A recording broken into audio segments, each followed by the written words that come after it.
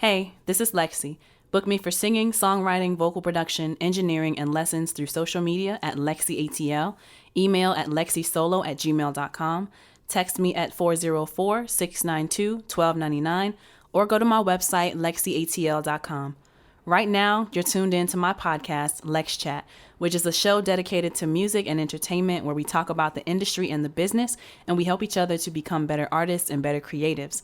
You can catch these chats live on Instagram at LexCATL, that's at LEXCATL, to be part of the conversation, or catch the replays on Spotify, Apple Podcasts, iHeartRadio, and YouTube. Wherever you're watching or listening, please like, subscribe, follow, and engage with the content by leaving comments and reviews. If you want to go the extra mile in supporting me, you can do so by going to patreon.com/LexCATL, where you can pay a small monthly subscription because every little bit truly does help. This week on LexChat, let's chat about active fans versus passive fans. What are those definitions and what does each look like? Last week, we had a chat about the Renaissance film by Beyonce, and I mentioned that I've been an active fan of Beyonce, but a passive fan of other artists. And I want to dive into that aspect of the chat because it's something that I feel not enough artists are thinking about when trying to figure out who their fans are. As we go through the building stages of gaining a fan base, it's important to understand who is supporting you and what type of supporter they are. So if this sounds like a topic you'd be interested in chatting about, stay tuned. Baby, I need love and affection. I need real connection. Don't be scared to do it. Put more than a touch into it. More than what I want, you what I need. Open up, I'm more than what you see. I know that you're man enough. I'm woman enough to keep your image up, babe. I see how girls get down. They make it hard to care. I'll show you how I move. All right, so you just heard my song, Lovers in This War, which is available on my album, Love Reset. Where can you find Love Reset? Where can you hear Lovers in This War? You can go to my website, www.LexCATL.com, if you're interested in buying the physical copy and enjoying that physical experience of having an album. If you're more of a streamer and, you don't have a CD player, but really the physical is for to support it. But if that's not your thing, then it is available digitally, of course, through iTunes, through Apple Music, through Spotify, through Tidal, all those different streaming platforms. Pick your favorite and it's on there, okay? I would really, really appreciate it if you would go check it out. Again, that was Lovers in This War. You can find that on the Love Reset album, available in all streaming platforms, or go the extra mile in support and really experience touching the music. Buy the album on my website, LexCATL.com, all right? Updates and announcements for everybody. The next coffee date is going to be on Sunday, January 7th at 12 o'clock noon Eastern on Instagram at LexCATL, okay? I debated whether or not I want to do another coffee date before the usual time that the coffee dates are held, just because I kind of want to gather some people together to do like an end of the year planning, end of the year examination of how did 2023 go? What are some things that we plan on continuing? What are some things that we want to start doing? What are some things that we want to get rid of? Like the end of the year and the symbolism, I guess, of what it means to go into a new year and the possibilities that going into the new year really allows us to think about and imagine. It's an exciting time for me. I don't know if anybody else gets excited about this stuff or nerds out about it the way that I do, but I think it's an exciting time. It's an exciting opportunity to reflect on things and to make a plan. Something that I've kind of been really like falling off on. I think about stuff. No. I do think about stuff, but I've done a better job in the past of thinking about stuff than I have in the last few years. What I mean by that is I would usually have a plan for everything, but I've kind of let myself be lazy and I've let myself lose sight of the planning that I could be doing to make sure that I'm staying on track in my personal life and as an artist. And I think I'm starting to get into this type of thinking because I just turned 30 and I kind of get afraid of what it means to turn 30 and to have not accomplished some of the things that I thought I would have accomplished by now. And I don't necessarily feel bad for myself or anything, but I definitely want to make sure that I'm keeping some sort of continuous goal that I'm working towards. And I feel like I'm happier when I'm completing things. I feel like I'm happier when I'm striving for something, but you can't strive for anything if you never make a mark on the map. You know what I mean? So that's just my little ramble. Let me know if any of y'all would be interested in doing a coffee date before the new year actually starts. And I would love for it to be physically. So people who actually live in Atlanta, that would be really great. I could see like who would be interested in that. And we'll just go to a cute little coffee shop. Maybe something that's not Starbucks, because Starbucks is a little bougie out here. There's a lot of them that still have not opened up their dining rooms, which kind of irritates me because I used to love going into Starbucks and just sitting and working, right? But it'll be a cute little coffee shop. I'll see what I can put together. I'll invite a few people who live out in Atlanta. If you're not in Atlanta, then we'll possibly go live the entire time that we are at the physical coffee date, assuming that I get a group together and successfully get everyone there. What else did I want to say? I want to apologize in advance if my voice sounds weird. This is my body punishing me. It could be the seasonal change too, but I rebuke that in the name of the Lord because I don't claim sickness. Excuse me. But as you just heard, right, I think this is my body punishing me because I just had some lemon pepper wings the other day and fried okra. And I really don't do fried foods. I really don't do, I just don't do fried foods, and I typically don't do wings. But in the past few months, I've had like crazy cravings for wings and things. So I went ham on a 10-piece dry lemon pepper. I wanted wet, but they didn't ask me. But I went ham. I went crazy on a 10-piece lemon pepper. And then like half of the thing was filled with fried okra. And I put the ranch on the wings. I put Tabasco hot sauce on the okra. It was delicious, but the next day I paid for it. My body let it all out as far as the okra. And then I think for the wings, that lemon pepper seasoning just really hit the back of my throat the wrong way. I've had a sore throat ever since. So if I sound weird on this podcast, if I sound a little crazy, I apologize. If I cough in y'all's ear, I apologize. But yeah, that's just what it is. If you notice that my voice sounds a little strange, that's what's happening with that. Before we get into the Lex Chat, I do want to mention Magic Mind, which this is my third time mentioning it. And I just want to tell y'all about it again because it really is a great little product. And I had a great experience using it. So I used it for 5 days. And by the third day, I could really tell like, whoa, I've kind of entered into like a kind of flow state. The brain fogginess that I was experiencing, even like the seasonal depression that I feel like I experienced, the weight of the world was like not on me as heavy, and I wasn't feeling as stressed and as anxious about life in general. I wasn't feeling cloudy about things because I was experiencing brain fog. I don't know if it's like a life thing or if it's a slick depression thing with the change of the season.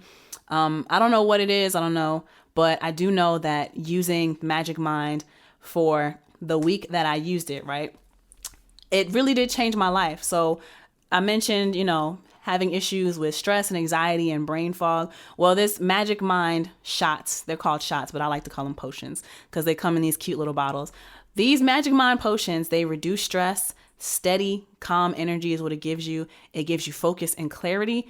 And the benefits build daily. So the more you use it, the better it'll be for you and the more likely you are to stay within a flow state, which is what I feel like I really got into a rhythm of. So even after having used those Magic Mind shots for the 5 days in a row, the week after, I felt like a kind of habit had set in. And it's kind of like, I don't know if I want to call it the residual effects. I think that's the right way to say it. But the residual effects of having taken those shots for just those 5 days, it made me feel like I wanted to be more productive, and it kind of gave me a better clarity, a better outlook on my upcoming days. So I'm definitely, I'm going to get me another order of those after I finish this Lex Chat today. And I think y'all should as well. And you can do that by going to magicmind.com/LexChat and use my code LexChat20 to get 20% off of your first time purchase, or to get up to 50% off of your first subscription. Okay, that's magicmind.com/LexChat. Some of the magic properties for focus, you have I'm not even going to try to say that, but we got lion's mane mushroom, we got Bacopa monnieri, and we've got citicoline. Let me try to say this first word. Phosphatidylserine. I think that's how you say that. But that's for focus. For energy, they have ceremonial matcha, cordyceps mushrooms, rhodiola rosea, and B12, B3, and B2, B3, and B12 vitamins. For less stress, they have ashwagandha, L-theanine, and turmeric. It's a delicious little shot. I put mine in the fridge because I like to have it chilled. And you can either pair it with your coffee or tea in the morning, or you can use it as a substitute to help you get into that clear mind state, to help you get into that flow state. I think it's the mushrooms for that. I don't know if y'all have ever done drugs, but when I've done mushrooms, I feel so in tune with things. I wonder if the lion's mane mushroom or the cordyceps mushroom is like the same as when we... Anyway, I'm not condoning anything. I'm just saying Magic Mind is pretty amazing, and I would love for you to try it as well. Go to magicmind.com/LexChat and use my code LexChat20 at checkout to get 20% off of your first one-time purchase, or up to 50% off of your first subscription. And y'all be on the lookout. This episode is dropping on Christmas. They are going to have Magic Mind shots in stores in Sprouts starting in January of 2024. So new year, new options. I really want y'all to go check it out. And thank you so much, Magic Mind, for partnering with me and telling people about this great product. So I think that's all I have for y'all with the updates and the announcements. Okay. I want to get into the topic for today. Oh, wait a minute. Kang_country says they made me in tune with everything. Now, are you talking about mushrooms or are you talking about Magic Mind? This is what it looks like, in case I didn't show the camera already. And then I'm going to show Instagram. Yeah. Are you talking about mushrooms or are you talking about Magic Mind? I'm a big fan of mushrooms. But anyway, to get into today's topic, right? So we are talking... trying to get my visuals together. We are talking about active fans versus passive fans. Now, I'm somebody, I don't really like even using the word fan. I like to use supporter more than anything, but you know, is what it is. We're going to use fans for the purpose of SEO and titling this thing. All right. Okay. You're talking about mushrooms. I feel you on that. They make me feel in tune and they give me like a body high. And I feel like I can see auras, if that makes sense. You know what I'm saying? I'm trying to get this together because I don't like how it's sitting right now. But whatever. We're going to roll with the punches and try to get my stuff together. Oh my gosh. Anyway, I hope y'all can hear that properly. I'm going to try to get it as much as I can. So let's get into the topic, right? So Google definitions, right? Active versus passive. I mentioned active versus passive support when I was doing the episode about Beyonce's Renaissance film. And I told y'all that I am an active fan of Beyonce, but I am a passive fan of other artists. And that gave me the idea for LexChat. So we're going to get into it. Anybody who's tuned in live on Instagram, feel free to ask questions and engage in this live chat, and you can hear your stuff back on the replay on YouTube and Spotify and all that good stuff. So what are the Google definitions of passive and active? Let me bring up my handy dandy screenshots that I took to prepare for this episode. All right. So passive: accepting or allowing what happens or what others do without an active response or without resistance. Okay. And I forgot to start my music again. Magic Mind doesn't like music in the background, so I'm trying to accommodate, but it's kind of taking me off of my flow. Anyway, so that's what passive is. Accepting or allowing things to happen without any resistance, essentially. Okay. So now the definition of active, so that was passive. Now the definition of active: engaging or ready to engage in physically energetic pursuits. So engaging in, being engaged in, pursuing, activity. Those are the buzzwords when it comes to the word active. Okay. So I didn't do a lot of research for this. I'm sure there are more formal articles and more formal resources when it comes to talking about this particular topic.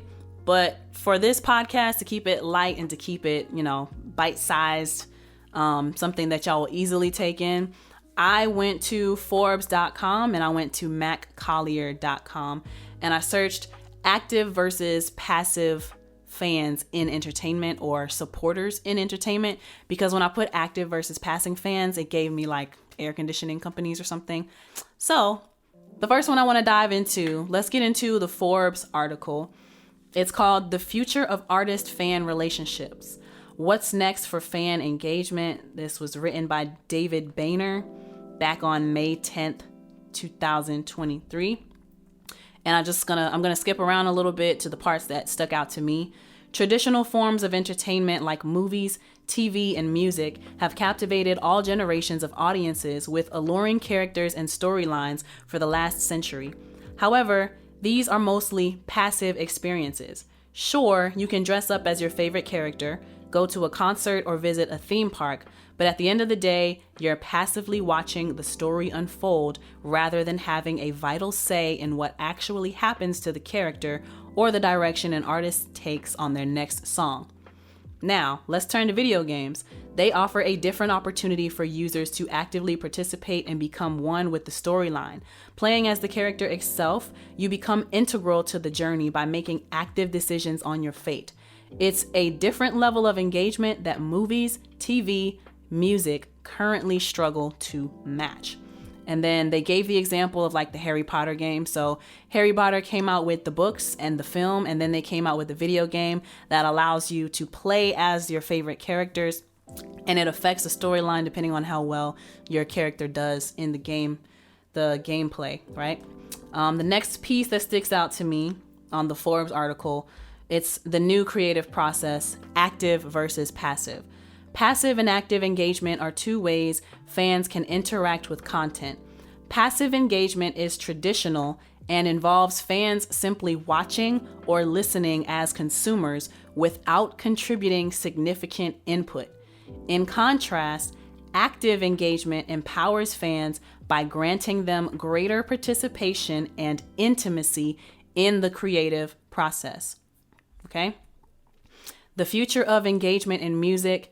As the world shifts towards a greater emphasis on gamification, businesses can leverage the potential of Web3 to foster new levels of fan engagement. At the same time, artists can explore fresh avenues of creativity and self-expression.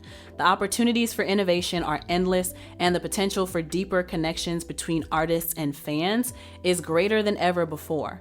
Fans want to be active participants, and entertainment will continue to trend in this direction. Those who don't give their fans moments to actively be a part of the process will be left behind. What do you think the next phase of fan-artist engagement looks like? And I want to keep this up for my own reading. So, where you at? All right, there you is.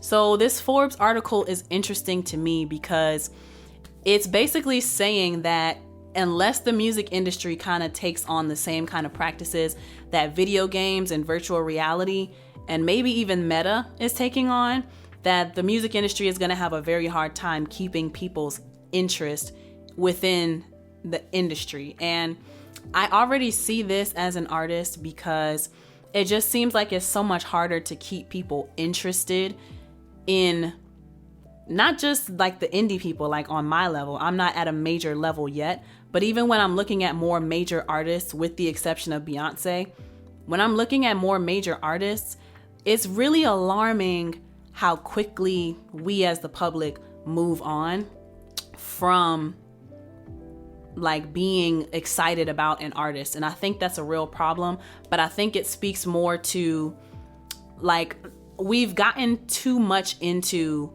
social media and virality, going viral, doing things for platforms like TikTok.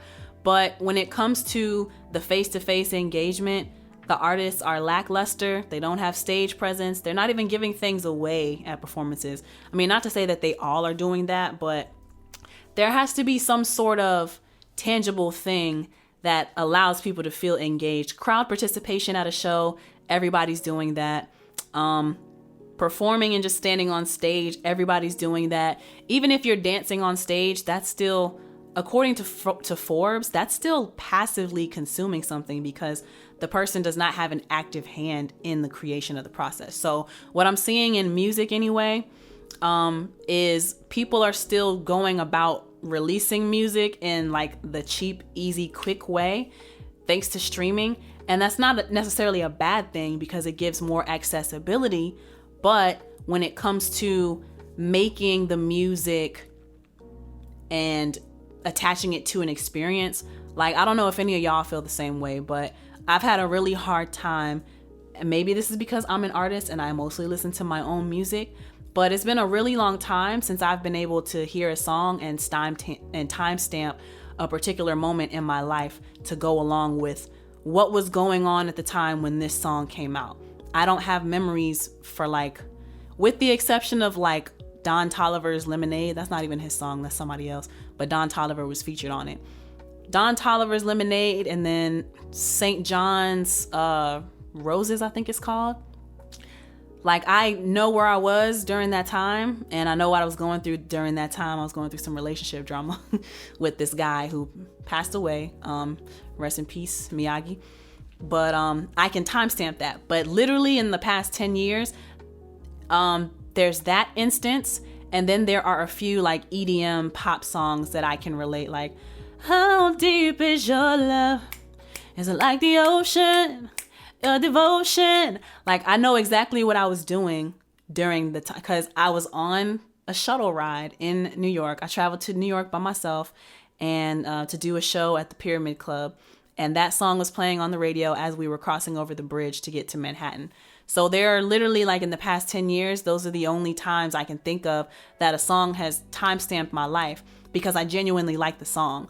But I guess because I don't like this music that's out now, I don't relate it to my life. But that's really besides the point. Let's move on to the next point, right? The point that I wanted to get into with that is the music is not enough. And we're going to get into this later, but what would an artist do? Because I'm hearing the things, but I'm not interacting with the things. How would an artist turn me from a passive engager to an active engager, a passive fan to an active fan? How would they do that? And I kind of want to dive into that for this LexChat. The next article that I want to get into, it's by Mac Collier at maccollier.com. This was from October 2nd, 2018, but the points are still really good in my opinion. It's the difference between passive and active fans of your brand. And I just want to read the article for you. I'm thrilled that Troy Janish asked me to speak to his advanced social media class at the University of Wisconsin at River Falls tonight. His class has read Think Like a Rock Star, and I'll be doing a Q&A with the students. One of the students asked if it was possible for a brand to have different degrees or types of fans. It's a great question, and I think it definitely is. Let's talk a bit about some basic differences among your brand's fans. Your fans are as unique as your customers. But for the purposes of this post, let's break your fans down into two groups, passive and active. Passive fans, these fans love your brand, but typically will not proactively share that love. They will promote your brand, but typically they need an opening to do so. For instance, if a passive Ford fan is asked if his Ford Edge has been reliable, then he would happily endorse the vehicle. But otherwise, they aren't going to promote your brand if there's not a natural reason to do so. Active fans are more passionate about your brand. The active fan who owns a Ford Edge would be trying to organize a local car club for just Ford Edge owners. These fans are more motivated to act on the brand's behalf and more likely to view themselves as being brand owners. Perhaps the easiest way to identify the difference between passive and active fans is that passive fans are often happy to work with your brand if you contact them, whereas the active fans will typically contact your brand first. They will want to know what they can do to help your brand, which they really view as their brand. So why are some fans active and others are passive? It could simply be that some fans are introverts and some are extroverts. Introverts by nature are more likely to be passive promoters, and extroverts are more likely to be active promoters. Another reason for the difference between passive and active fans is the level of loyalty and devotion that the fan feels toward the brand. If the loyalty and passion a fan has for the brand is mostly rooted in the products it sells, then they may be more likely to be passive fans. On the other hand, if a fan is loyal to the products the brand makes and the brand, they could be more likely to be active fans. For instance, Patagonia makes very high quality clothing and outdoor wear, but they also support environmental causes that Patagonia customers are very passionate about. This could motivate Patagonia fans to be more devoted to the brand and more active in promoting it.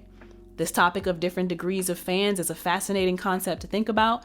You could break it down further, but you have to be careful to do so in a way that's still useful and helps to explain the underlying concepts without being too confusing. All right, I'm noticing a little lag on my Instagram, so I'm gonna turn my Wi-Fi off on a couple of my devices. So I really enjoy these two articles. Like I said, one is on Forbes, and that's called The Future of Artist-Fan Relationship, What's Next for Fan Engagement. And then the one from MacCollier.com is the difference between passive and active fans of your brand. So check those out on your own time, because I did not read the full articles on those. So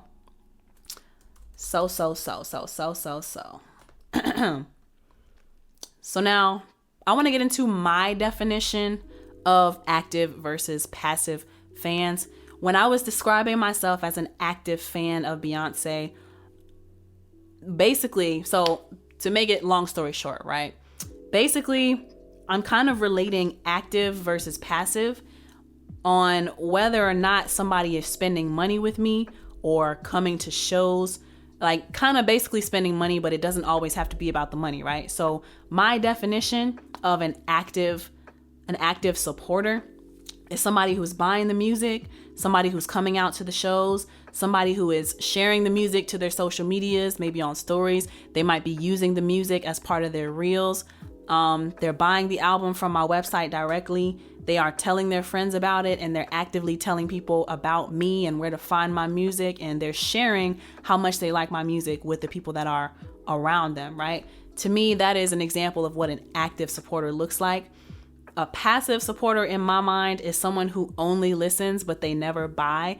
They never come to the shows. They never really interact. Well, they might interact with social media posts, but they'll only like it and they'll comment on it, but they wouldn't take it anywhere outside of that realm, right? Like they're not going the extra step, taking the extra 3 seconds to press share to stories. They're not doing that necessarily. So in my mind, that's the difference between an active supporter and a passive supporter. So these are some questions I think we need to ask ourselves when we're trying to decide what we're doing during these building stages of building a fan base, making sure that we're understanding who our supporters are and like what kind of people are they and what is the reason that they are active, what's the reason that they're passive. So first question we got to ask ourselves, what type of fans do I have? Now, this can be kind of tricky. And I know, because we're on an indie level and we don't necessarily have the same budget as some of these majors, we kind of just, with the introduction of social media, it does make it easier to blast our stuff to multiple people. But what I've noticed in my own experience of running ads, I can spend however much money to get it in front of however many eyes, but I can't get people to genuinely interact with it. So the thing about advertising is, just because you pay for the advertising, that does not guarantee you a sale. That does not guarantee that someone's gonna check out your website. It doesn't guarantee that people are gonna go check out your music. All it does is put your face, put your sound in front of people, but they have to go the extra mile and be engaged enough to want to go, oh, who is this person? Oh, what is this song? Oh, let me listen on my Spotify. Let me listen on my Apple, so they have to go the extra step. So all of that to say, it can be difficult for newer artists to want to hone into who are those people that are actually supporting me. like who are my actual fans, because there's so much of just throwing paint at the wall. I should say throwing noodles at the wall. That would be cute. You know when you throw spaghetti at the wall and when it's done, it sticks to the wall. If it's not done, it falls. That's what I'm thinking about. But it's kind of like throwing spaghetti at the wall and seeing what sticks, right? It's a numbers game, but it's not necessarily about making that connection with your fans or with your potential fans, right? I just want to restart my camera really quickly so I don't have to stress about starting that over. Excuse me. So, what kind of fans do I have? I think it's really important, even if you are a smaller artist or you're at a smaller stage in your career, you still have to be concerned about when you see those sales going through, when you see those people showing up to your concerts, showing up to your showcases, to your talent shows, whatever it is that you're performing live. Take note of who those people are. Take note of what they look like, how old they are, what do they do for a living, like what kind of job do they have, what kind of music are they listening to outside of you. This is called an avatar. I want to say a client avatar or a customer avatar. It's basically building a visual of what does my ideal fan look like. Now, because you might have an idea of what your fan looks like in your head, but then you need to compare it to the reality of, okay, who are the people that are actually buying? Who are the people that are playlisting my stuff? Who are the people that are actually showing up to the talent shows and the showcases and the festivals and the concerts to see me do my thing? They're coming to my shows. It's important that you are paying attention to who's buying. What's their age? What do they do? How much money do they make? What kind of stuff do they like to do? What other artists are they listening to? Why do they listen to those other artists? Under what circumstances are they listening to those artists? Because there might be situations where they're just cleaning the house at home. They could be riding in the car to work. They could be working out at the gym. And those different situations would require different types of music. So what are those people doing? How are they listening? Like, why are they listening to your music? How are they interacting? What are they using your music for? It would be important to understand that. Why does it matter? It matters because you need to understand the profile of who your supporters are, the profile of what your supporters look like. So I have to find the episode, but I did an episode of LexChat way back when, maybe a few months ago. And I was talking about the customer avatar, right? And it matters because you want to understand who's buying, and then how do I get more of those type of people to buy my music and become my fans and actively care about what I'm doing over here, right? That's why it matters. It matters so you know who to go after. So now, instead of just throwing spaghetti at the wall and waiting to see what sticks, you can now focus your funds, focus your money on people who are more likely to become your fans. People who are more likely to, consume your content. And this is me preaching to myself as well, because I don't do this enough. I know kind of what my fan base looks like, but I have not tweaked my advertising to match the people that I would most likely be liked by, or people who would most likely buy from me. So why does it matter to know? It matters because then you can start to dial in on who might be your target audience, and that will help you with marketing and advertising in the future. The next question we want to ask ourselves: how do I find more active fans? Now, this one, I would say, how do we find more active fans? So you have the people who are active, right? Identifying those people. Who are they? What are their names? What do they look like? Like literally, is it a man? Is it a woman? What age bracket do they fall within? What tax bracket do they fall within? Are they black? Are they white? Are they Asian? Are they Latino? What kind of job do they have? Like all these different things. Like what kind of music do they listen to? Where are they listening to music? All of these things play a role. So how do you find more active fans? I would say for me, I kind of just pay attention to who these people are already and why did they become an active fan of me. So when I look at some of the people who I know are active fans, to be very honest, it's usually because they find me attractive. Well, let's make that the second reason. I think the number one reason why a lot of people have become my active fans is because I've already given them some sort of value. A lot of people I meet who are my fans, and I don't like using that word, but for the purpose of this, fans, supporters, interchangeable. A lot of people's interactions with me as an audio engineer, I've put into them the value, I've given the value of, and I have poured into them as an artist. And I've given myself in that way and made myself valuable in that way, right? I'm an audio engineer, but I'm vocally producing, and I might be helping you to write your music. I might mix and master.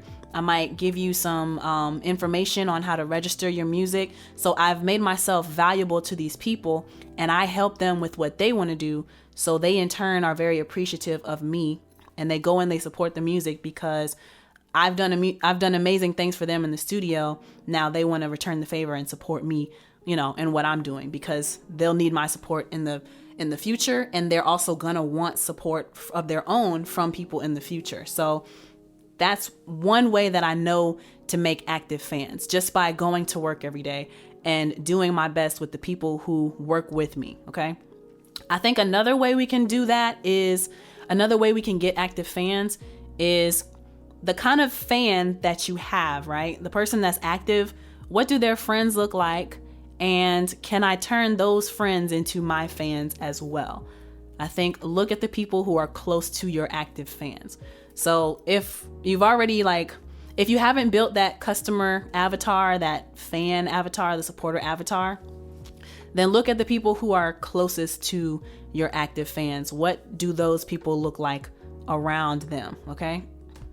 And then we got to ask ourselves the question, because we can't leave out the passive people. We just have to wonder, how do we approach them? Is it possible for me to convert my passive listeners? If so, how do I do that? Now, by my definition, right? So there's Google definition, and then there's the Mac Collier articles definition and the Forbes definition. Their definitions are more so passive is they'll watch, they'll listen, right?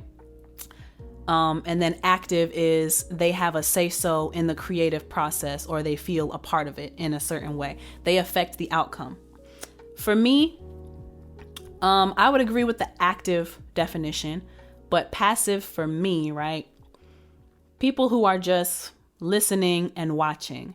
They might like here and there. They might comment on my post here and there. But like I said earlier, they're not sharing to their stories. They're not buying the music. They're not coming to the shows. So I guess really the only way I could figure out how would I turn these passive people into active people, and I think that they can flip-flop here and there, Sometimes the active people become passive. Sometimes the passive become active. And sometimes it really just boils down to what's going on in people's lives. Maybe they can't make the show. Maybe they're struggling with their budget and they don't make enough money to go to extracurricular activities. I know there are a few people in my life who I've talked to about them not necessarily having the funds to do certain things, not just with music, but enjoying life in general. They just don't necessarily have the means for it, right? So sometimes you're just not going to affect people in that way. And I think it's okay. But when it comes to the people that we can kind of convert, this is like a religion, we're kind of building a cult following. What would I do to make my passive followers become active? Something that I've kind of done that I need to get back on. I've taken literally a 3-month break from doing it. But I found a program that gave me the ability to see all of my followers in a spreadsheet format. I think it's called Phantom Buster, but I used it to go through my profile on Instagram and tell me the handles of everybody who follows me. And when I was heavily, I'm still promoting my album, but as far as promoting the physical sales, I got to 2,000 people. Okay. I was going through and I was sending out a message to these people, share the reel showing the physical product of the album. And then I put a message, hey, my name's LexC. I know we haven't talked, we don't really interact, but I just wanted to reach out first and share something that I'm doing with you. I thought maybe if I do a personal interaction that you'd be more inclined to follow me and see what's going on. And in return, I can do the same for you. And then there's a link to the album so they can buy it. And sometimes I've actually gotten a few sales that way. So I think a simple way of doing it takes longer and it's more work. It takes more hours to do, but to personally reach out to some of the people who are passive, and you might have to foster those relationships, nurture those relationships a little bit more to get people to want to become active. It's like repetition, right? I did another episode of LexChat where we got into advertising and marketing, and part of advertising, the purpose is to become recognizable, but you don't become a recognizable brand until like the 7th time that someone has seen you or heard you being mentioned. Then you become recognizable, and because you're recognizable, you're more likely to be seen as more trustworthy. So people will start to tune in and people will start to buy from you because you're recognizable and they're starting to trust you because however many outlets are starting to mention you, or you're starting to pop up wherever. So until you become recognizable to people and remain like a constant force in someone's life, maybe you won't be able to turn them from passive to active until you establish some sort of relationship. So you might have to work harder is what I'm saying. And I'm sure there's a different subset where it's not just as simple as active and passive, right? But that's my thinking for how I might turn a passive listener to an active listener. And then what's the benefit? Another question to ask ourselves, what's the benefit of being an active fan of mine?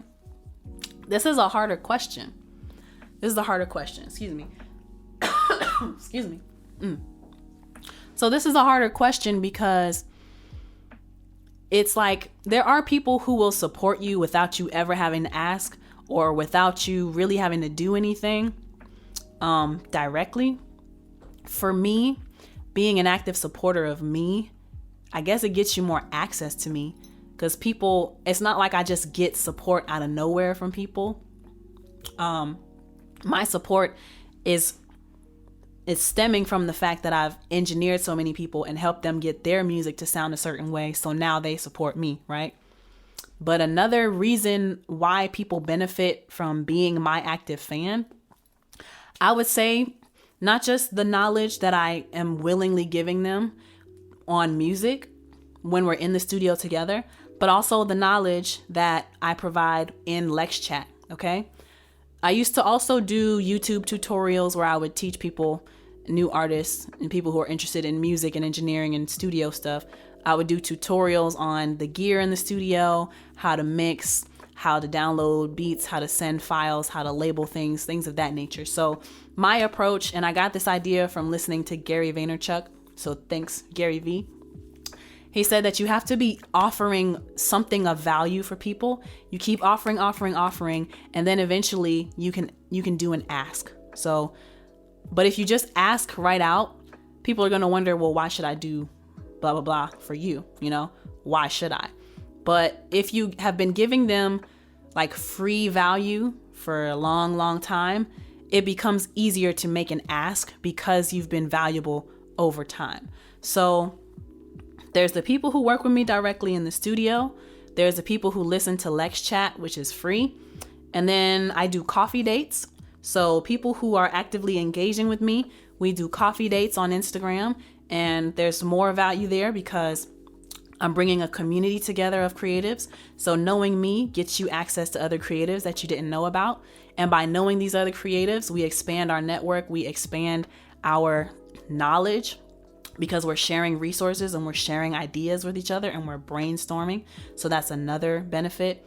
And then another benefit of mine, for me personally, I think it's the fact that I do giveaways every once in a while. So I have here in my notes, I host giveaways a few times in the year.